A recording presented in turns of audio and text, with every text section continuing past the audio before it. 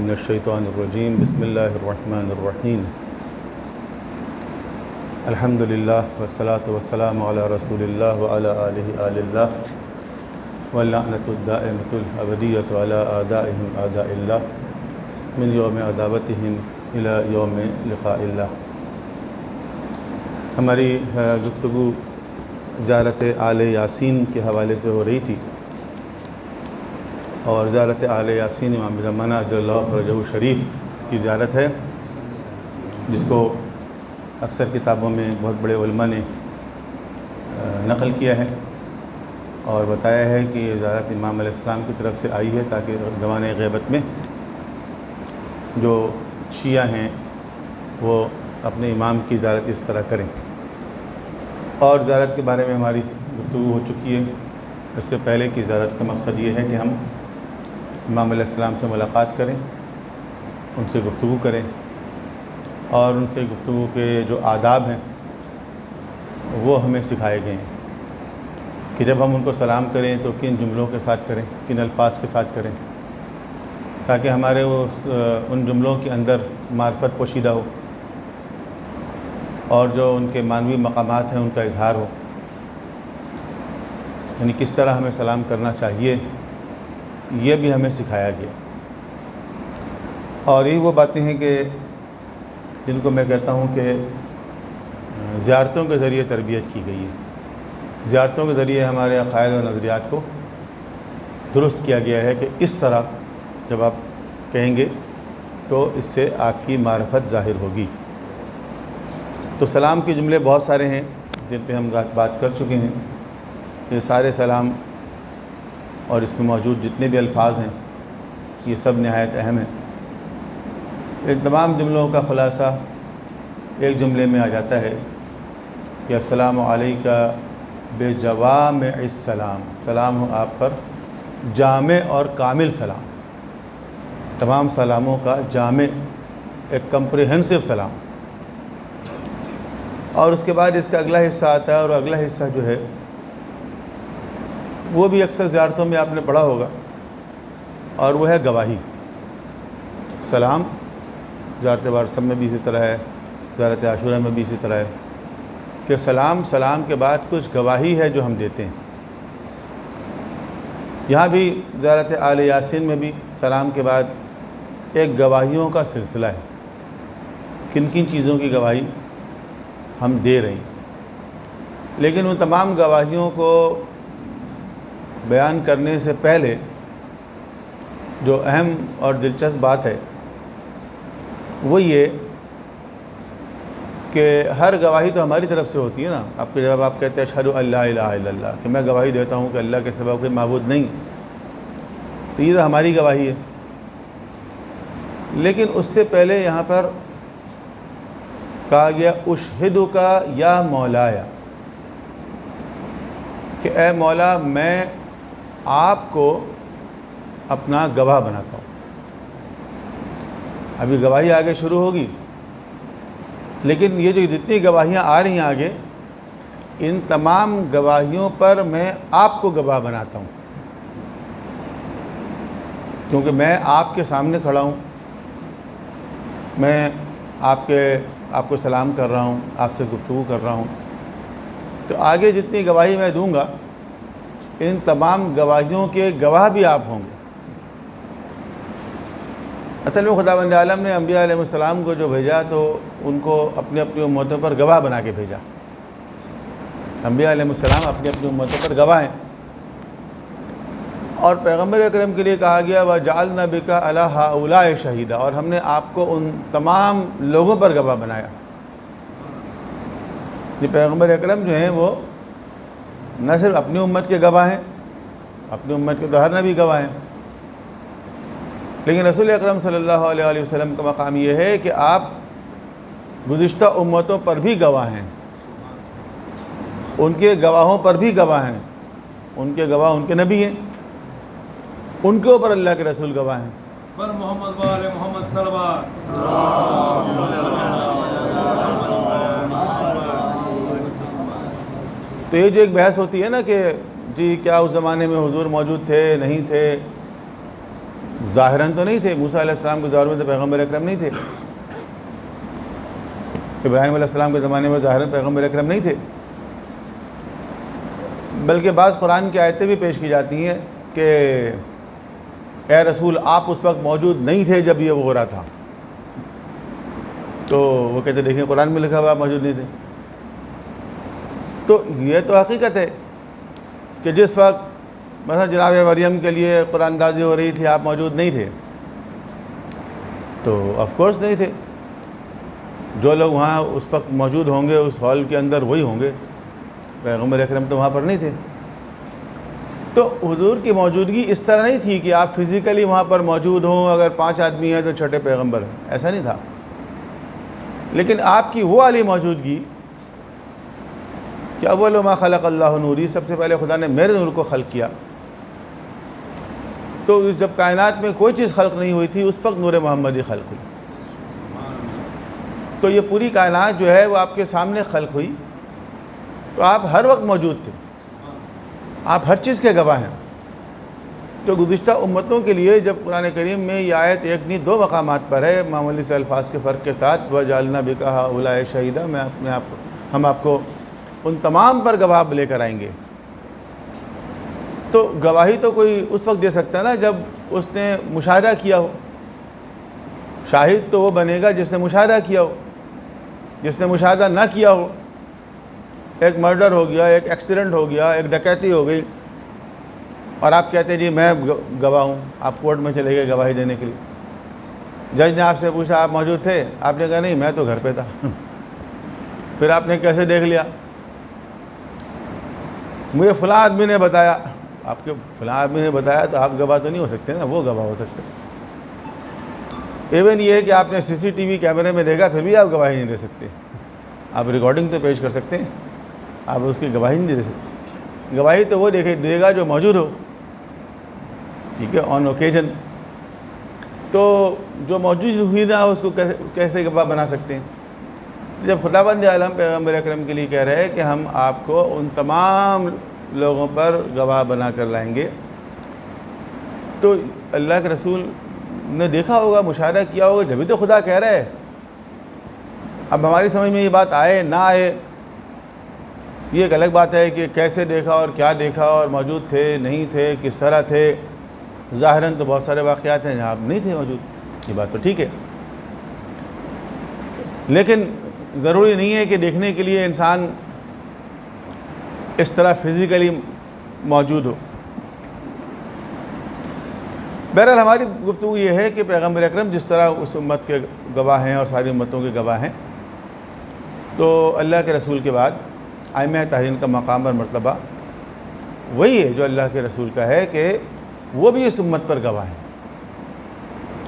وہ گزشتہ امت پر گواہ نہیں ہے، گزشتہ امت پر تو پیغمبر اکرم گواہ ہیں، لیکن اس امت پر جو گواہ ہیں وہ کون ہیں؟ وہ امام ہیں، اور وہ صرف پیغمبر اکرم کی جانشینی میں گواہ نہیں ہیں، وہ خود خدا کی طرف سے بھی گواہ ہیں۔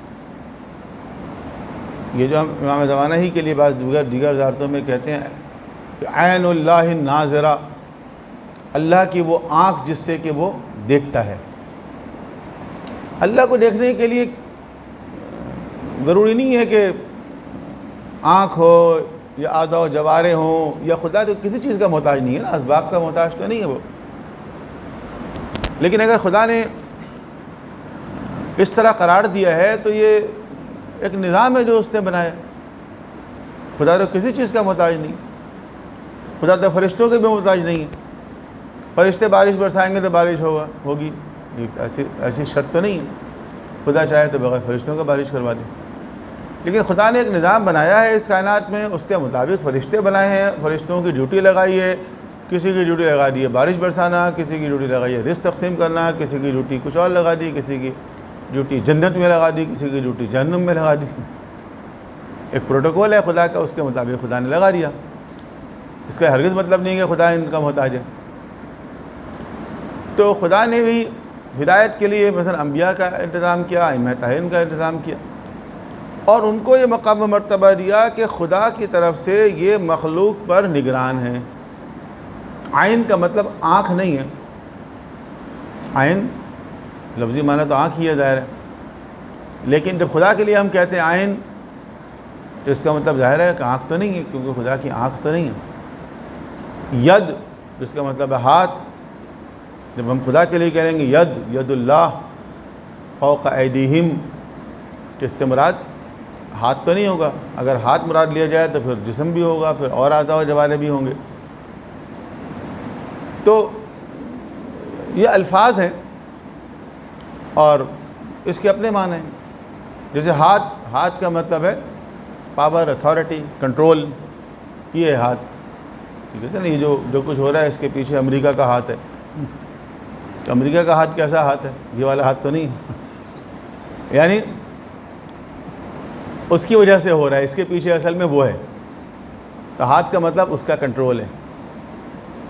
تو ہاتھ سے مراد یہ والا ہاتھ، نہ کہ مثلا انسانی ہاتھ ہے۔ عین کا مطلب بھی یہی ہے، نگرانی۔ آنکھ یعنی نگرانی، میری آنکھوں کے سامنے سب کچھ ہو رہا ہے، ٹھیک ہے؟ تو آنکھ کا مطلب ہے نگرانی۔ تو عین اللہ یعنی اللہ کی نگرانی۔ تو یہ اللہ کی وہ آنکھ ہے جس سے خدا مخلوق کی نگرانی کرتا ہے۔ تو خدا نے ان کو یہ مقام و مرتبہ دیا ہے، اس لیے ہم ان کو گواہ بناتے ہیں۔ اشہدک یا مولایا، ہم آپ کو گواہ بنا رہے ہیں اے مولا۔ اور اس کے آگے پھر گواہی، توحید کی گواہی، رسالت کی گواہی، انی اشہد ان لا الہ الا اللہ وحدہ لا شریک لہ وان محمدا عبدہ ورسولہ لا حبیب الا ہوا واہلہ، کہ کوئی حبیب نہیں ہے خدا کا سوائے پیغمبر اکرم اور ان کی آل کے۔ بر محمد وآل محمد صلوات۔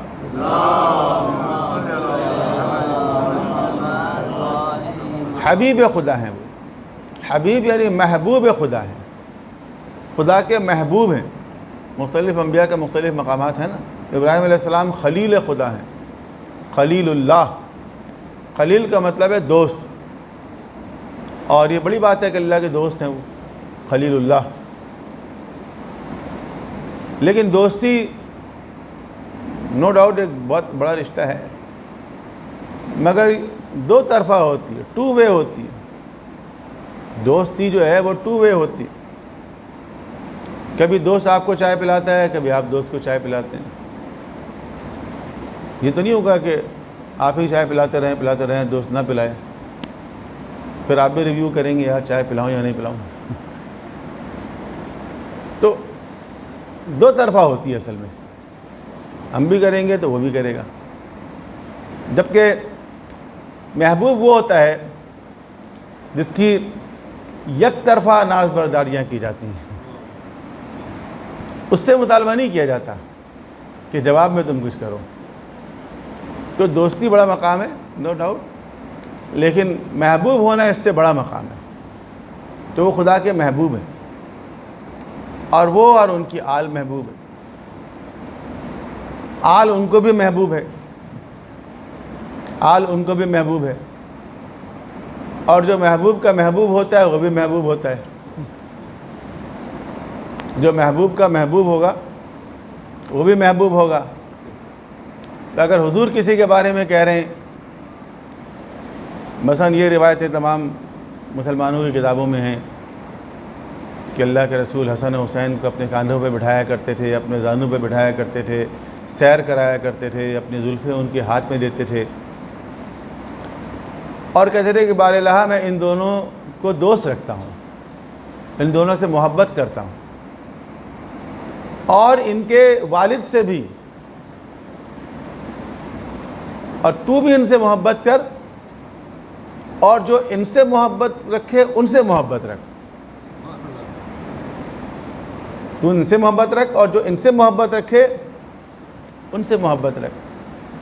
تو چونکہ اللہ کے رسول کے یہ سب محبوب ہیں، اہل بیت اطہار، تو یہ خدا کے بھی محبوب ہوئے۔ اور ہم اگر اللہ کے رسول سے محبت کرتے ہیں تو اس محبت کا تقاضا بھی یہ ہے کہ ہم ان تمام ہستیوں سے محبت کریں جن سے اللہ کے رسول محبت کرتے ہیں۔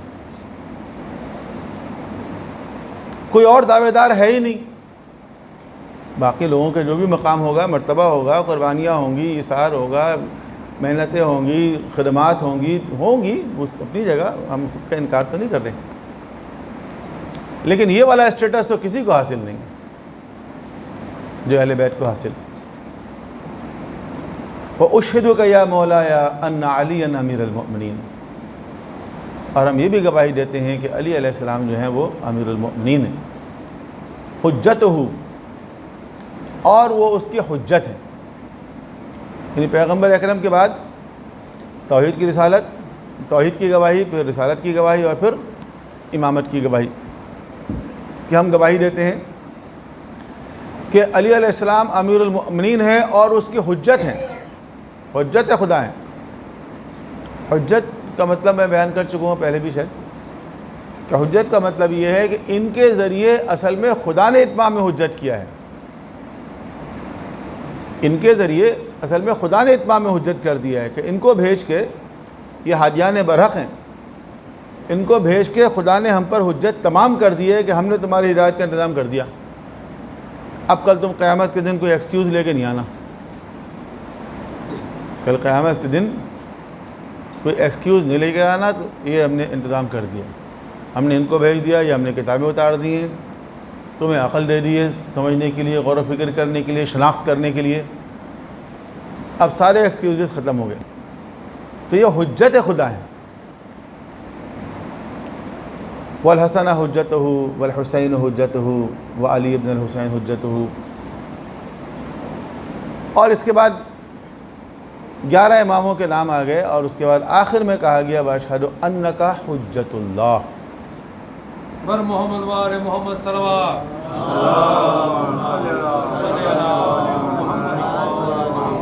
اور ہم یہ گواہی دے رہے ہیں کہ آپ حجت خدا ہیں.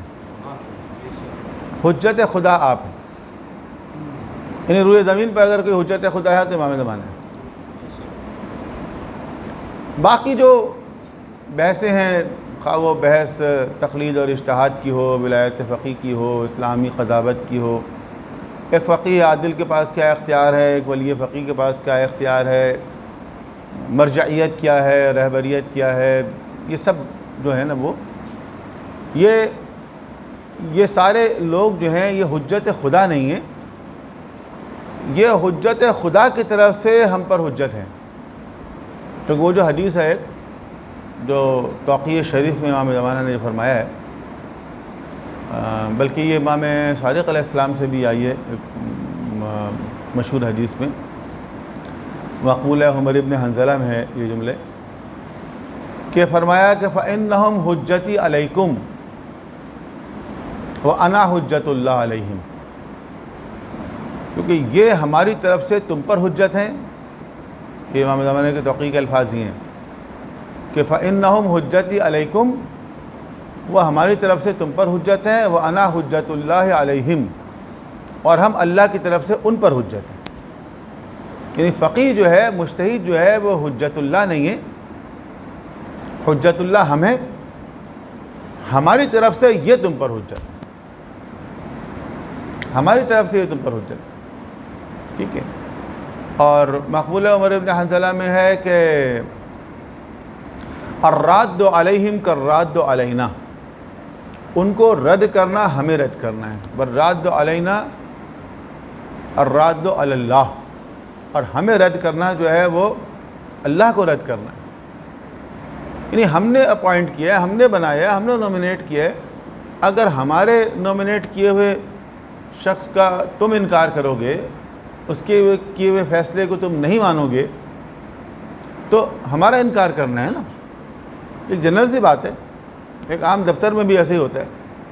اگر آپ کے باس نے کسی کو آپ کے اوپر مقرر کر دیا، تو ایک ورکر کے اوپر ایک مینیجر نے ایک سپروائزر مقرر کر دیا. اب وہ ورکر اگر سپروائزر کی بات نہیں مان رہا تو مینیجر کیا کہے گا؟ کہے گا تم نے اس کی بات نہیں مانی، گویا تم نے میری بات نہیں مانی، میں نے رکھا تھا نا اس کو تمہارے اوپر. ایک سمپل ہائرارکی ہے، ہر جگہ ایسی ہوتا ہے. تو ان کو رد کرنا جو ہے وہ ہمیں رد کرنا ہے، اور ہمیں رد کرنا جو اللہ کو رد کرنا ہے، کیونکہ ہم اللہ کی طرف سے حجت ہیں. تو یہ سسٹمیٹک ایک ہمارا جو سلسلہ ولایت ہے وہ اس طرح ہے. خدا کی ولایت، رسول کی ولایت، امام کی ولایت. ٹھیک ہے. اور فقیہ عادل کی ولایت اس کے بعد ہوگی.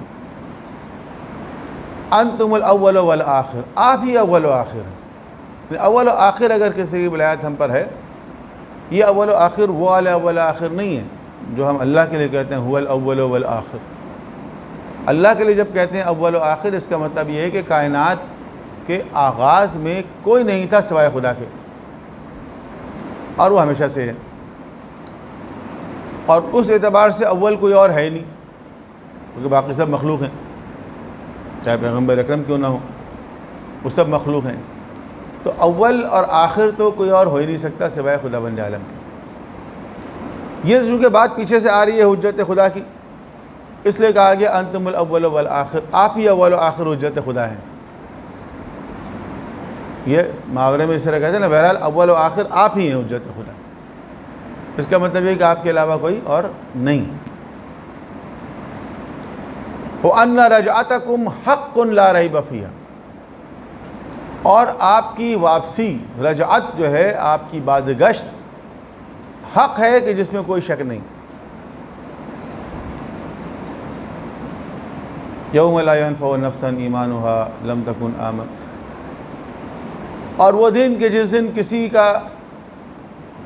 کسی نفس کو اس کا ایمان کوئی فائدہ نہیں پہنچا سکے گا، ایمان بھی فائدہ نہیں پہنچا سکے گا۔ لم تکن آمنت من قبل، جب تک کہ وہ آپ پر نہ ایمان لایا ہو۔ اس کا سمپل ایمان، توحید پر ایمان، رسالت پر ایمان، آخرت پر ایمان، یہ چیز کام نہیں آئے گی جب تک کہ سب سے پہلے آپ پر ایمان نہ لائے۔ او کسبت فی ایمانہا خیرا، یا حالت ایمان میں نیکی نہ کی ہو۔ اور پھر ان الموت حق وان ناکرا منکرا حق واشہد ان النشر حق والبعث حق وان الصراط حق والمرصاد حق والمیزان حق والحشر حق والحساب حق والجنت والنار حق والوعد والوعید بہما حق۔ تو یہ دیکھیں ہر چیز کا آخرت میں جو مختلف منزلیں ہیں، ایک دو نہیں، 10 منزلیں ہیں آخرت کی، اور وہ ساری منزلیں جو ہیں وہ حق ہیں، جو کہ ایک انسان کے سکرات الموت سے شروع ہوتی ہے۔ موت کی جو کیفیت طاری ہوتی ہے وہاں سے وہ منزل شروع ہو جاتی ہے، اور اس کے بعد پھر برزخ ہے، قبر ہے، حشر ہے، نشر اعمال ہیں، نصب میزان ہے، صراط ہے، مرصاد ہے، کوثر ہے، جنت ہے، جہنم ہے، یہ سب منزلیں ہیں، 10 منزلیں طے کر کے انسان کو جانا ہے، یا تو جنت میں جائے گا یا جہنم میں جائے گا، دونوں حق ہیں۔ شقی من خالفکم، جس نے آپ کی مخالفت کی وہ شقی ہے، بدبخت ہے۔ جس نے آپ کی مخالفت کی وہ شقی بدبخت ہے۔ وَالسَّعِدَ مَنْ أَطَاعَكُمْ، اور جس نے آپ کی اطاعت کی وہ خوش بخت ہے۔ امام کا مطلب ہی یہ ہے کہ اس کی اطاعت کی جائے، نبی اور رسول کا مقصد ہی یہ ہے کہ ان کی اطاعت کی جائے۔ وَمَا أَرْسَلْنَا مِن رَسُولٍ إِلَّا يُطَاعَ بِإِذْنِ اللَّهِ، ہم نے کسی رسول کو نہیں بھیجا مگر یہ کہ خدا کے حکم سے اس کی اجازت، خدا کی اجازت سے اس کی اطاعت کی جائے۔ بھیجا ہی اسی لیے، تو امام کو بھیجا اسی لیے کہ اس کی اطاعت کی جائے۔ اور جو نافرمانی کرے، ایسی سری نافرمانی جس کا تعلق معاشرے سے ہو، تو امام کو آتھورائز کیا گیا ہے کہ اس کو سزا دے، ہے یا نہیں ہے؟ امیر المومنین نے اپنے زمانے میں سزائیں دی یا نہیں دی؟ علی علیہ السلام نے اپنے زمانے خلافت میں سزائیں دی، کوڑے لگائے، قتل کیا، سنسار کیا، ہاتھ کاٹا۔ پیغمبر اکرم نے اپنے زمانے میں یہ سب کچھ کیا۔ امام زمانہ تشریف لائیں گے تو یہی کریں گے، حدود اللہ کا اجرا کریں گے نہیں کریں گے، سزائیں دیں گے نا۔ تو امام ہی کو تو خدا نے آتھورائز کیا ہے کہ وہ سزا دیں۔ حدود اللہ کا نفاذ، حدود اللہ کا اجرا کس کے ہاتھ سے ہوگا؟ امام برحق کے ہاتھ سے ہوگا۔ تو امام ہی تو وہ آتھورائز پرسن ہیں جن کے ہاتھوں سے یہ سزائیں نافذ کی جائیں گی، ٹھیک ہے؟ ہم نے امامت کا تصور اس طرح بنا لیا ہے کہ ہم خدا کی نافرمانی کریں، گناہ کریں اور امام ہمیں سزا سے بچا لیں گے۔ حالانکہ امام ہی تو آتھورائز ہے سزا دینے کے لیے۔ ہم نے یہ فرض کر لیا ہے کہ ہم نافرمانی کریں اور وہ ہمیں سزا سے بچا لیں، اور اس طرح کا تصور دیا جا رہا ہے، سکھایا جا رہا ہے کہ خدا تمہیں سزا دینا چاہتا ہے، خدا تمہیں جہنم میں ڈالنا چاہتا ہے، امام تمہیں بچانا چاہتے ہیں۔ اب انسان کے ذہن میں کیا تصور آئے گا؟ ایک بچے کو اگر یہ احساس ہو جائے کہ ابو پٹائی کرنا چاہتے ہیں، امی بچانا چاہتی ہیں، تو کس کی طرف زیادہ مائل ہوگا؟ سوچیں ہم تو۔ لیکن ایسا کیسے ہو سکتا ہے کہ ماں سے زیادہ جو ہے وہ دایا محبت کرتی ہو؟ ماں زیادہ محبت کرتی ہے، تو خدا سے زیادہ کوئی اور محبت نہیں کر سکتا مخلوق سے۔ باقی جن لوگوں کو بھی جو اختیارات ہیں، خواہ وہ شفاعت ہی کیوں نہ ہو، وہ سب خدا ہی کی طرف سے عطا کیا ہوا ہے۔ تو خدا نے ان کو بھیجا ہی اسی لیے کہ ان کی اطاعت کی جائے۔ فَاشْهَدْ عَلَىٰ مَا أَشْهَدُكَ عَلَيْهِ، بس آپ گواہی دیں اس پر جس پر میں نے آپ کو گواہ بنایا ہے۔ وَأَنَا وَلِيٌّ لَكَ بَرِيٌّ مِّنْ عَدُوِّكَ، اور میں آپ کی ولایت رکھتا ہوں، آپ کی محبت، دوستی، ولایت اس سے وابستہ ہوں میں۔ اور بَرِيٌّ مِّنْ عَدُوِّكَ، اور آپ کے دشمنوں سے بیزار ہوں، براعت کرتا ہوں، تبرہ کرتا ہوں۔ میں آپ کا تولی رکھتا ہوں اور آپ کے دشمنوں پر تبرہ کرتا ہوں۔ یہ شیعہ مذہب ہے۔ بہت سے لوگ کہتے ہیں شیعہ مذہب جو ہے یہ بہت برا مذہب ہے کیونکہ اس کے اندر تبرہ ہے۔ تو بات یہ ہے کہ تبرہ کہتے کس کو ہیں؟ تبرہ کو اگر آپ صحیح طریقے سے ڈیفائن کریں، کسی بھی مسلمان کے سامنے کریں، کسی مسلک کا ہو، وہ شیعہ نہ بھی ہو، آپ اس کو تبرہ ڈیفائن کریں، بھئی تبرہ سے مراد یہ ہے، پھر آپ اس سے پوچھیں کہ یہ صحیح ہے یا غلط۔ تولا اور تبرہ، تو تولا یہ ہے کہ اللہ اور اس کے رسول اور اہل بیت سے محبت، اور تبرہ یہ ہے کہ اللہ اور اس کے رسول اور اہل بیت کے دشمنوں سے دشمنی۔ تو کوئی مسلمان ڈس ایگری کرے گا اس سے؟ کبھی نہیں کرے گا۔ ہر مسلمان اللہ سے محبت کرتا ہے، اللہ کے رسول سے محبت کرتا ہے، اہل بیت سے بھی محبت کرتا ہے۔ تو جب اہل بیت سے محبت کرتا ہے اور اس کے دل میں اہل بیت کی محبت ہے اور وہ نماز میں ان پر درود و سلام پڑھتا ہے، اللہم صلی علی محمد وعلی آل محمد کما صلیت علی ابراہیم وعلی آل ابراہیم، تو جو مسلمان یہ کہتا ہے وہ اہل بیت سے محبت رکھتا ہوگا نا، جبھی تو کہہ رہا ہے۔ جو نماز میں ان پر درود و سلام پڑھ رہا ہے، اس سے زیادہ اور کیا بات ہو سکتی ہے کہ نماز میں بھی ان پر درود و سلام پڑھ رہا ہے۔ تو جس کے دل میں ان سے محبت ہوگی، اس کے دل میں ان کے دشمنوں سے محبت کیسے جمع ہو سکتی ہے؟ جن سے آپ کو محبت ہے، ان کے دشمنوں کی محبت ایک ہی دل میں کیسے جمع ہو سکتی؟ یہ تو نہیں ہو سکتا۔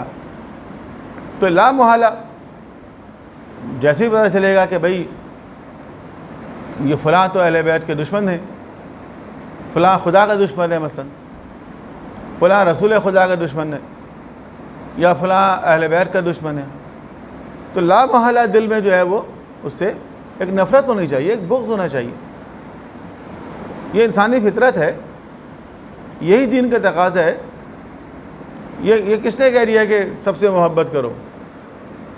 سب سے محبت کرنا کوئی قرآن میں تو نہیں لکھا ہوا ہے، نہ کسی مذہب کی تعلیم ہے یہ کہ سب سے محبت کیسے کر سکتا ہے انسان؟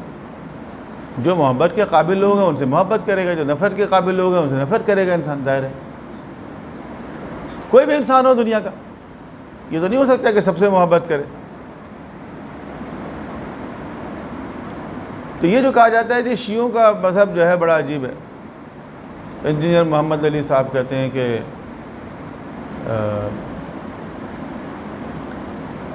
اصلی شیعہ تو ہم ہیں۔ وہ کہتے ہیں اصلی شیعہ علی کے شیعہ ہم ہیں، کیونکہ ہم جو ہیں وہ مولا علی سے محبت کرتے ہیں، ہم ان کی آل سے محبت کرتے ہیں، حضور کی آل سے محبت کرتے ہیں، ٹھیک ہے، اور ہم ان کے پیروکار ہیں، جو ان کی تعلیمات ہے اس پہ ہم چل رہے ہیں اصل میں۔ اچھا یہ تو اچھی بات ہے، چلیں اس پہ ایک مقابلہ چل رہا ہے کہ آپ چل رہے ہیں یا ہم چل رہے ہیں، آپ زیادہ چل رہے ہیں یا ہم زیادہ چل رہے ہیں، یہ تو ایک پازیٹیو ہے، اس میں تو کوئی ایسی بات ہی نہیں ہے۔ اور ہم جو ہیں وہ اصلی شیعہ ہیں علی علیہ السلام کے، اور یہ جو شیعہ کہلاتے ہیں نا، یہ اصلی شیعہ نہیں ہے، کیونکہ یہ صحابہ پہ لعن کرتے ہیں، اور صحابہ پہ لعنت جو ہے یہ شروع کرائی تھی بنو امیہ نے۔ تو جو بنو امیہ کے شیعہ ہیں وہ صحابہ پہ لعنت کرتے ہیں، اور جو علی کے شیعہ ہیں وہ کبھی بھی لعنت نہیں کرتے، ٹھیک ہے۔ علی علیہ السلام نے کہا تھا لعنت کرو، علی علیہ السلام نے نہیں کہا تھا، معاویہ نے کہا تھا لعنت کرو، یہ وہ بھی ثابت کرتا ہے، یہ تو انجینئر محمد علی بھی ثابت کرتا ہے کہ معاویہ نے کہا حضرت سعد بن ابی وقاص سے کہ کس چیز نے تمہیں ابو طلحہ پر سب کرنے سے روکا ہے؟ حالانکہ سب کا مطلب لعنت نہیں ہے، سب کا مطلب ہے گالی دینا، لفظ سب کا مطلب ہے گالی، تو لعنت تو ہم کرتے ہیں، لعنت کا مطلب لفظی معنی ہے رحمت سے دور، لعنت کا لفظی معنی ہے رحمت سے دور، کہ جو خدا اور رسول اور اہل بیت کے دشمن ہیں ان کے لیے ہماری ایک طرح کی بد دعا ہے کہ اللہ ان کو رحمت سے دور رکھ۔ جب آپ کہتے ہیں لعن اللہ علی فلان، مثلا لعن اللہ علی بنو امیہ قاطعا، زیارت عاشورہ میں کہتے ہیں، تو اس کا مطلب کیا ہے؟ اس کا مطلب یہ ہے کہ اللہ ان کو رحمت سے دور رکھ، یہ ہے مطلب، صحیح ہے۔ اچھا بنو امیہ بھی اگر کہہ دیتے ہیں، فرض کریں زیارت عاشورہ میں بعض الفاظ کے اوپر کافی لے دے رہی ہے، FIR بھی کٹتی رہی ہے، تو دیکھیں آپ کسی کو بھی کہتے ہیں بنو امیہ کہہ دیں یا کسی کو بھی کہیں، اس کا ہرگز مطلب یہ نہیں ہے کہ بنو امیہ میں جتنے افراد ہیں سب پر لعنت جاری ہے، ایسا نہیں ہے، چونکہ بنو امیہ کی میجارٹی اہل بیت کے دشمنی میں تھی، وہیں سے شروع ہو گئی ابو سفیان، پھر معاویہ سے، پھر علی، اور تو معاویہ، پھر امام حسین اور یزید، اور آگے چل کے بھی دیکھیں آپ بنو امیہ میں آل ابو سفیان ختم ہوئی تو آل مروان شروع ہو گیا، پھر وہ اچھا اب بیچ میں اگر کوئی شریف آدمی آ گیا، فرض کریں عمر ابن عبدالعزیز آ گئے، یہ ہر خاندان میں شریف لوگ بھی ہیں نا، ایسا تو نہیں ہوتا کہ 100% برے لوگ ہی ہوں، اب بیچ میں 2-4 شریف لوگ بھی آئیں گے، اب اگر 2-4 شریف لوگ آ جاتے ہیں تو وہ آف کورس ایگزمپٹڈ ہے اس لعنت سے، یہ انڈرسٹوڈ ہے، اس کا مطلب یہ تو نہیں ہے کہ ہم شریف لوگوں پر بھی لعنت بھیجیں، جو اچھے لوگ ہیں بنو امیہ میں بہت سے اچھے لوگ بھی گزرے ہیں، وقت نہیں، ہمارا موضوع بھی نہیں ہے اس وقت، ورنہ ائمہ تاریخ نے بہت سے لوگ ایسے بنو امیہ میں سے اہل بیت سے قریب تھے اور انہوں نے ان سے بہت محبت کا اظہار کیا ہے،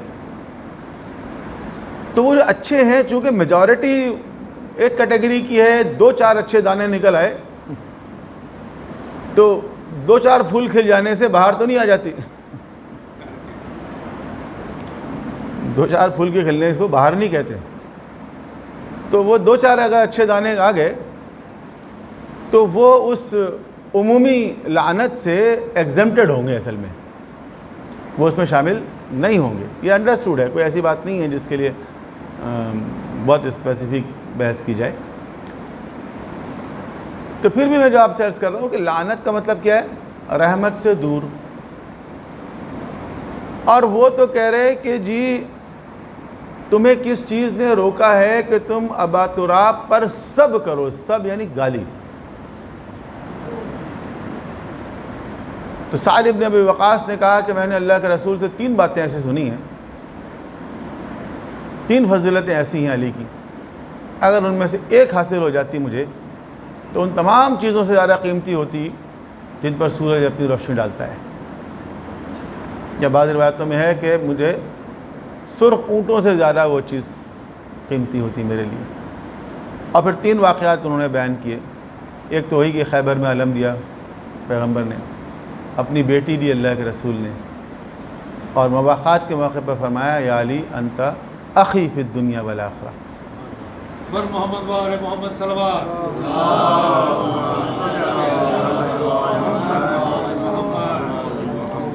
اچھا، اب وہ کہہ رہے کہ جی آپ لوگ جو ہیں وہ صحابہ پر بھی اعلان کر دیتے ہیں، اس لیے آپ بنو امیہ کے شیعہ ہو گئے اور ہم علی کے شیعہ ہیں۔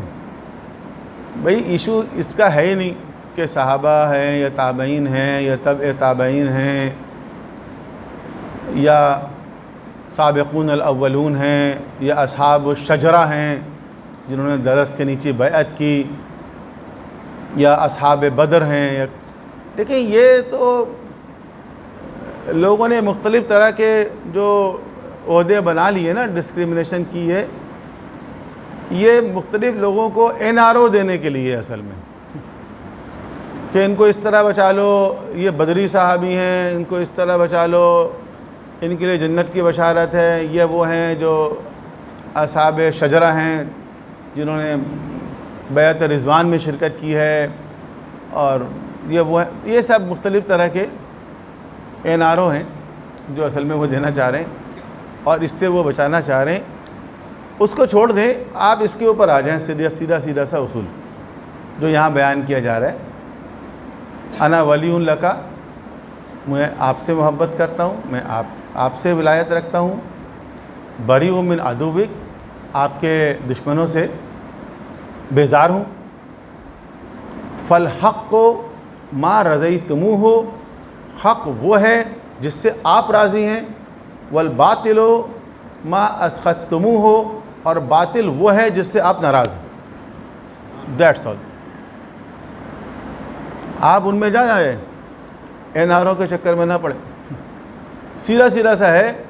معیار کون ہے؟ اہل بیت ہیں۔ حجت خدا کون ہے؟ یہ ہیں جن سے آپ راضی ہیں، ان سے ہم راضی ہیں، اور حق وہی ہے جن سے آپ راضی ہیں۔ جن سے آپ راضی نہیں ہیں وہ باطل پر ہیں،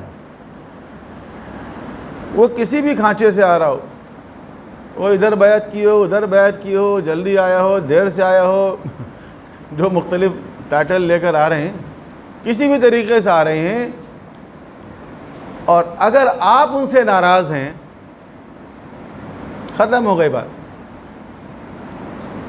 سارے فضائل اگر کبھی حاصل بھی کیے، دیکھیں صرف فضائل والی چیزیں نہیں دکھایا کریں، یہ بھی دیکھنا چاہیے کہ وہ جو فضائل ہیں وہ ایک دم زمین بوس بھی ہو جاتے ہیں سارے۔ قرآن کریم نے کہا کہ لا ترفعوا اصواتکم فوق صوت النبی، نبی کی آواز پر اپنی آواز بلند نہ کرو، ولا تجہروا لہ بالقول، ان سے تیز آواز میں گفتگو نہ کرو، کجہر بعضکم لبعض، جس طرح آپس میں کرتے ہو، ان تحبط اعمالکم وانتم لا تشعرون، تمہارے اعمال حبط کر دیے جائیں گے، غارت کر دیے جائیں گے، ختم کر دیے جائیں گے۔ جتنے اعمال تم نے کیے ہیں سب غارت، سب صاف۔ جتنے نیکیاں کی ہیں تم سمجھ رہے ہو بہت نیکیاں لے کے جا رہے ہیں، یہ نمازیں پڑھ لی، یہ روزے رکھ لیے، یہ زکوٰۃ دے دی، یہ حج کر لیا، یہ راہ خدا میں مال لٹا دیا، کسی نے پورا گھر دے دیا، کسی نے آدھا گھر دے دیا، کسی نے پورا، جتنے جو کچھ بھی ہے، اگر اللہ کے رسول کے سامنے آواز بلند ہوئی، اعمال حب، انڈا بڑا سناٹا۔ یہ سارا ریکارڈ نہیں دکھاؤ، یہ کیا یہ کیا یہ کیا۔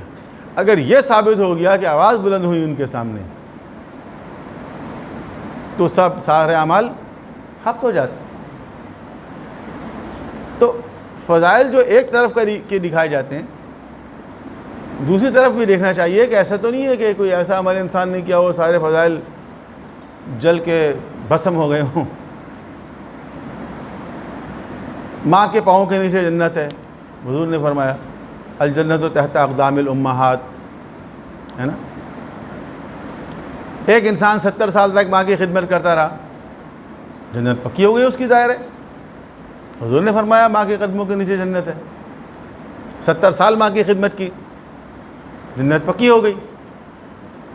70 سال جس نے ماں کی خدمت کی، اس نے باپ کو قتل کر دیا، اب وہ جائے گا جنت میں؟ اب وہ خدا سے کہے گا یا اللہ میں نے 70 سال تک ماں کی خدمت کی، بدبخت تو نے 70 سال ماں کی خدمت کی تھی، جو جنت حاصل کی تھی اس کے دروازے پہ پہنچ کر انہوں نے یو ٹرن لے لیا، تو نے ایک ایسا جرم کر دیا کہ جس کے بعد جنت میں جا نہیں سکتا تو وہ ایک طرفہ اعمال جو دکھائے جاتے ہیں نا تو وہ ویلڈ نہیں ہیں. تو دونوں چیزیں ہوں. تو یہ جو کہتے ہیں کہ جی فلاں کا یہ مقام ہے، یہ فلاں کا مقام ہے، ہمارے سامنے جو ہے وہ سادہ سی بات آتی ہے اور ہم لوگ اس کے مطابق فیصلہ کر دیتے ہیں. اچھا وہ آپ ڈرتے ہیں، ان کا معاملہ اور ہے، وہ بیچارے ڈرتے ہیں، سہم جاتے ہیں، نہیں ہماری زبان نہ جل جائے، بڑے لوگ ہیں، بزرگ لوگ ہیں، ان کے بارے میں کوئی ایسی بات منہ سے نہ نکل جائے، اس لیے بہت احتیاط سے بات کرتے ہیں. ہر جنگ میں علی علیہ السلام جو ہے وہ حق پر تھے. یہاں تک تو لوگ کہہ رہے ہیں، اب انجینئر محمد علی بھی کہہ رہے ہیں، طاہر القادری بھی کہہ رہے ہیں، اور لوگ بھی ہیں یہاں تک جرأت کر رہے ہیں کہ جتنی بھی جنگیں ہوئیں، ناصبی تو کچھ اور ہی کہتے ہیں نا، لیکن یہ لوگ ہیں جو جرأت کرتے ہیں، کہتے ہیں کہ نہیں ہر جنگ میں علی علیہ السلام جو ہے وہ حق پر تھے. اچھا اب یہاں تک تو آپ نے کہہ دیا حق پر تھے، اب اگلا جملہ بھی کہہ دو کہ سامنے والے باطل پر تھے. نہیں، یہاں پر زبان جل جاتی ہے. نہیں، وہ سامنے والے جو ہیں وہ خطا پر تھے، سامنے والے خطا پر تھے. تو یہ جو پالیسی ہے یہ والی، شیعہ مذہب اس پالیسی پہ نہیں چلتی، اور لوگوں کو یہ بات اچھی نہیں لگتی، وہ کہتے ہیں ان کے مذہب میں تو یہ ہے. تو ہمارے مذہب میں واقعی ایسا ہی ہے، تولا بھی ہے اور تبرہ بھی ہے، اور یہ تبرہ بہت لاجیکل ہے. جب یہاں تک آپ پہنچ گئے، اتنی بات کلیئر ہو چکی ہے کہ علی حق پر ہیں، اور پیغمبر فرما چکے ہیں علی و ما الحق والحق و ما علی، تو اب پھر یہ کہتے ہوئے کیوں جھجک رہے ہیں آپ کہ ان کے مقابلے میں جو آئے گا وہ باطل پر ہوگا؟ اور حق و باطل کی شناخت کیسے ہوتی ہے؟ کون سا ٹیسٹ ہوتا ہے جس سے آپ کو پتہ چل جائے کہ یہ حق اور یہ باطل؟ وہ ٹیسٹ، وہ معیار، وہ میزان حق و باطل کون ہے؟ علی علیہ السلام ہی ہے نا. خدا نے ان کو میزان بنایا. یہ میزان ہے، میزان الاعمال. روایت میں ہے کہ علی علیہ السلام ہے میزان الاعمال. امام ہوتا ہے میزان الاعمال.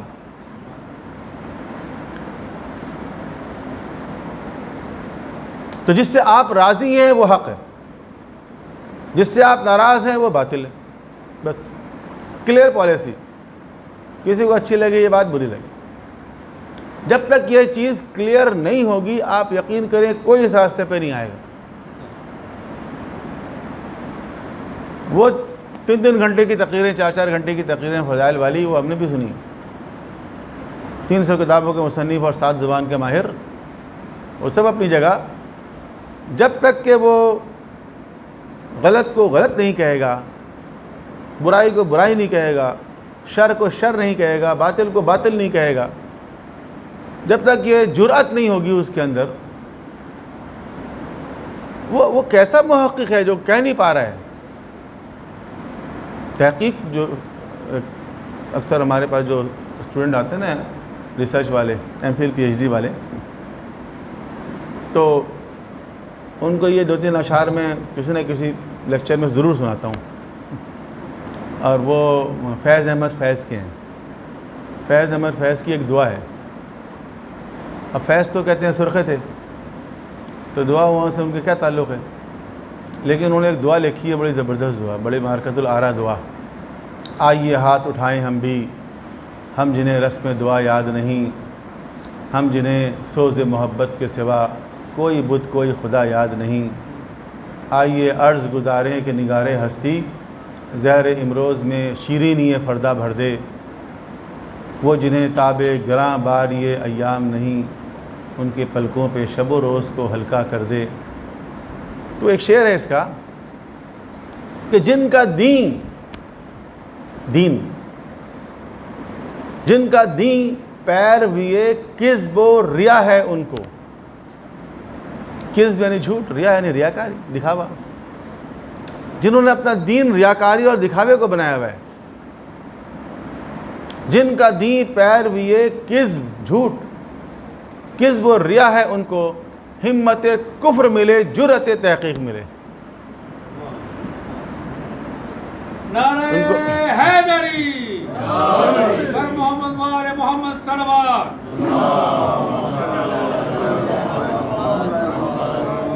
ہمت کفر، کفر کا مطلب ہے انکار، کفر کا معنی ہوتا ہے انکار، انکار کی ہمت ہو ان کے اندر،